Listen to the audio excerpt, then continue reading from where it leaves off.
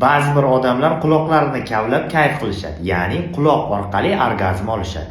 Ba'zi ayollar va erkaklar zubochiska, uxachiska, ruchka, hattoki kalitni qulog'iga tiqib kavlab o'tirishadi. Tashqaridan ko'rgan odam bu odamlarning qulog'ida kasali bor, qulog'i qitishyapti yoki bo'lmasam qulog'idan kirni olyapti deb o'ylashadi. Aslida esa unday emas. Ular o'zi bilmagan holatda quloqlarini qichib kayf qilayotgan, orgazm olayotgan bo'lishadi. Bunday odamlar quloqlarini ko'p va turli xil narsalarda kavlashi natijasida tashqi quloq yo'lini yara qilib yuborishadi.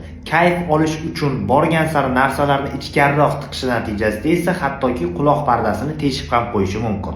Tashqi quloq yo'lida nervus vagus, adashgan nerv tolalari ko'p va bu tolalar ta'sirlanganda odam bo'shashib maza qilishadi. Ko'pchilik odamlar buni bilmagan holatda quloqlariga turli xil narsalarni tiqaverishadi va kavlayverishadi. Bunday qilish, ya'ni quloqni kavlash mumkin emas.